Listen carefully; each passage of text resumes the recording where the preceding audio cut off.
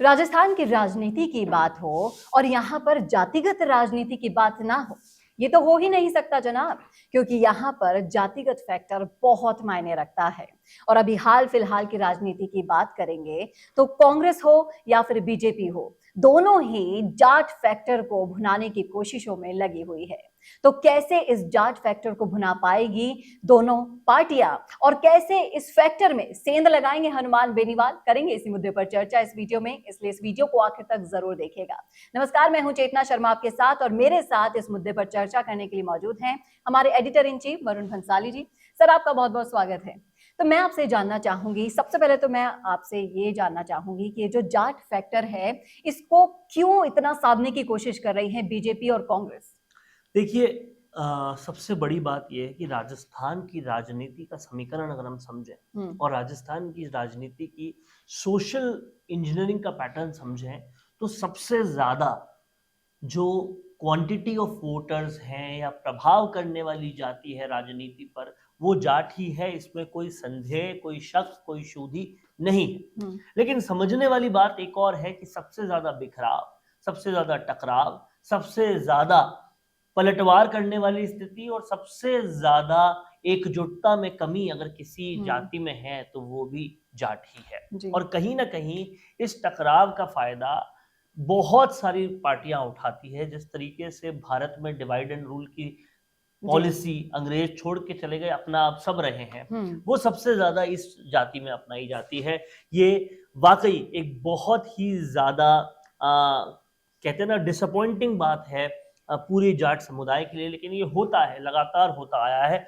और ऐसा ही कुछ आप देखिए बीजेपी कांग्रेस सब कर रहे हैं। नागौर की स्थिति की तो हम बात कर ही रहे हैं, लेकिन नागौर के इतर अगर हम पूरे राजस्थान की स्थिति की भी बात करें तो आप देखिए, याद कीजिए कैसे जाट महासम्मेलन हुआ था, उसमें हनुमान बेनीवाल को नहीं बुलाया था, उसमें जो छात्र नेता राजस्थान यूनिवर्सिटी के सबसे उस टाइम में निर्मल चौधरी पॉपुलर हो रहे थे, उनको नहीं बुलाया था। इस तरीके से कई पॉपुलर नेताओं को नहीं बुलाकर वहां बिखराव और टकराव साफ तौर पे दिख गया था, समझ गया मैं आ गया था। उसके बाद आप देखिए मुख्यमंत्री गहलोत से हरीश चौधरी की लड़ाई परस्पर चलती रही, लंबी चलती रही, किस तरीके से भरतपुर घराने के अंदर लड़ाइयां चलती रही। तो ये बहुत सारी लड़ाइयां जो है वो साफ देखने मिलती है। और कहीं ना कहीं ये सारे कारण मिलकर ही ये डिसाइड करते हैं कि क्यों आज तक इतनी कुब्बत होने के बावजूद भी इस समुदाय से कोई मुख्यमंत्री पद तक नहीं पहुंच पाए। देखिए, एक दूसरे की ही अगर टांग खींचने में लगे रहेंगे तो मुख्यमंत्री कैसे बनेंगे? और सबसे बड़ी बात यह है कि अगर आप बड़े परिप्रेक्ष्य में भी देखें तो आपको पता चलेगा, समझ में आएगा कि इसका फायदा सब राजनीतिक पार्टियां उठा रही है। आप देखिए कि जो कुछ भी हुआ मदेरना परिवार के साथ, वो सब जानते हैं। और उनके साथ कितने लोग आके खड़े हुए, कब कब खड़े हुए, कोई नहीं खड़ा हुआ। उसी समुदाय में से कितने लोग आके खड़े हुए, क्या कोई बहिष्कार करने के लिए रेडी हुआ? नहीं। ये सबसे बड़ी सोचने वाली बात है। और आगे हम चल के देखें तो अभी क्या हो रहा है, 2023 की पॉलिटिक्स में क्या हो रहा है। हनुमान बेनीवाल की काट करने के लिए दुष्यंत चौटाला लाए गए हरियाणा से, और हरियाणा से लाकर उनकी काट करने की कोशिश की गई। ज्योति मिर्धा जो उनके खिलाफ खड़ी होती थी, उनको ले लिया बीजेपी ने। भले ही उनके सामने वापस मिर्धा परिवार का ही दूसरा कैंडिडेट आ गया, परिवार को लड़ा दिया, लेकिन बेनीवाल की खिलाफत करनी है। जी बिल्कुल। और वहां पर आप देखिए बेनीवाल के सामने तेजपाल मिर्धा को उतार दिया है। तो समझ में आता है, दिखता है, पता चलता है। कहीं ना कहीं आपको नहीं लगता कि ये जो परिवार के बीच में, दोनों परिवारों के बीच में, बेनीवाल हो मिर्धा परिवार हो, दोनों परिवार के बीच में पहले बहुत दोस्ती हुआ करती थी, लेकिन जब से ये दोस्ती दुश्मनी में बदली है तो इस दुश्मनी को भुनाने में लगी हैं दोनों पार्टियां? देखिए, ऐसा लग रहा है कि एक तरफ तो कांग्रेस बीजेपी की देखिए तो मिर्धा परिवार ही आमने सामने लड़ते जी। मतलब अगर एकता होती तो शायद टिकट ही न लेते। तो एकता तो पहले से ही नहीं थी, तभी अलग अलग टिकट लिया गया जी। और सामने समझने वाली बात यह है कि रिचपाल मिर्धा आज दावा करते हैं कि भाई हनुमान बेनीवाल ने तो पहली बार राजनीति में कदम रखा था, तो भी जब तक मैं नहीं आया था नहीं रखा था, मेरे आशीर्वाद से रखा था। और यहाँ वो उन्हीं के खिलाफ पूरी तरह से तलवार खींचे हुए हैं। तो इससे साफ समझ में आता है कि जाट जाट को लड़ाने का काम दोनों पार्टियां कर रही है, लेकिन वो कर भी इसलिए पा रही है क्योंकि यहाँ जाट जाट लड़ने को तैयार है।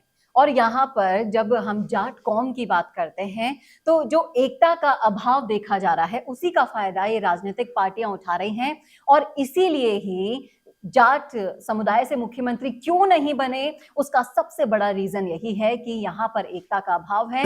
बहुत जल्दी एक दूसरे के बहलावे में आकर यहाँ पर डिसीजंस ले लिए जाते हैं और वो कहीं ना कहीं आपके ही समाज पर भारी पड़ जाते हैं। जैसा कि बीजेपी ने ज्योति मिर्धा को लाए तो उन्हीं के परिवार से हरेंद्र मिर्धा उनके ऑपोजिट खड़े हो गए। तो आप देखिए, एक ही परिवार के दो जने चुनावी रणभेरी में आमने सामने खड़े हो गए और रहा वो आपका समाज किसे वोट देगा। यहाँ पर समाज को आधे आधे में बांटने का काम ये दोनों राजनीतिक पार्टियां कर रही हैं और बंटवाने का काम आप लोग खुद कर रहे हैं। ये बहुत समझने वाली बात है, इसे बहुत गहराई से समझिएगा, क्योंकि अगर आपने एकता दिखा दी तो राजनीतिक पार्टियां भी आपकी मांगे सुनेंगी। मांगे अनसुनी करने का कारण ही यही है कि आपकी पार्टी में एकता का अभाव है और कहीं ना कहीं इसका फायदा अब तीसरे मोर्चे के लोग भी उठाने की कोशिश कर रहे हैं। आप ये देख लिए, हनुमान बेनीवाल की पार्टी तो है, अब आम आदमी पार्टी भी बहुत तेजी से राजस्थान की राजनीति में कदम रख रही है और कहीं ना कहीं वो भी इन सारे फैक्टर्स की जो कमजोरियां हैं उन पर फोकस कर आगे अपना काम कर रही है, अपनी पृष्ठभूमि बना रही है। यहाँ पर सोचने वाली बात यही है कि जाट कौम की एकता जिस दिन दिख जाएगी उस दिन आपकी जो मांगे हैं वो भी मान ली जाएगी। क्या कहते हैं आप? और कहीं ना कहीं यही बात सच है कि ना तो मुख्यमंत्री बनाने की मांग, ना आरक्षण की उस तरीके से मांग, सारी मांग को नहीं मानने के पीछे भी बॉटम में यही रीजन है कि पता चल रहा है कि एकता नहीं है और ये एकता का नहीं होना बहुत भारी पड़ रहा है। अब कहीं ना कहीं हनुमान बेनीवाल एक अलग पार्टी बना के उभरे हैं और वो तेजी से आगे बढ़ रहे हैं,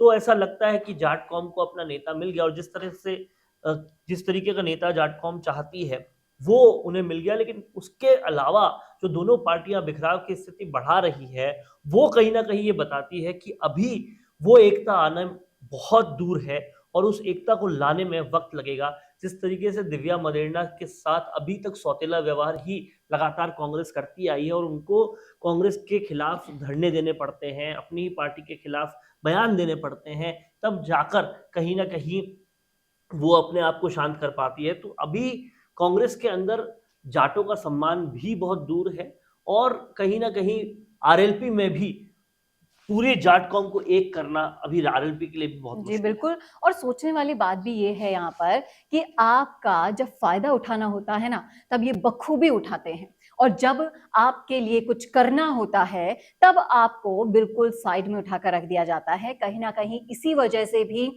बहुत बड़े बड़े नेता जैसे कि हेमाराम चौधरी ने भी अपने कदम अब पीछे क्यों कर लिए, इसी कर लिए क्योंकि उन्हें इतना सीनियर होने के बावजूद जो इज्जत मिलनी चाहिए थी वो नहीं मिले। उन पर घोटालों के आरोप लगाकर उन्हें बेइज्जत किया गया और इसी का खामियाजा भी कांग्रेस को वहां पर उठाना पड़ेगा। गुड़ामलानी की अगर हम बात करें, वहां की सियासत की, राजनीति की अगर हम बात करें तो, और नागौर में भी यही है। नागौर में सब तरफ चौतरफा जाट सेना खड़ी कर दी गई है राजनीतिक पार्टियों की। अब देखने वाली बात और दिलचस्प बात तो यही है कि जाट समाज आखिर में अब वोट देगा तो किसको देगा, क्योंकि वहां पर जो बंटवारा हुआ है वोट का वो वाकई में सब जाट बनाम जाट दिखाई दे रहा है। अब ये किसको जीत मिलेगी और किसको ये हराएंगे, लेकिन जो जीतेगा वो भी जाट होगा, जो हारने वाला होगा वो भी जाट ही होगा। इसीलिए ये अब आपको डिसाइड करना है कि आपकी कौम के लिए सबसे ज्यादा बेस्ट अब क्या है।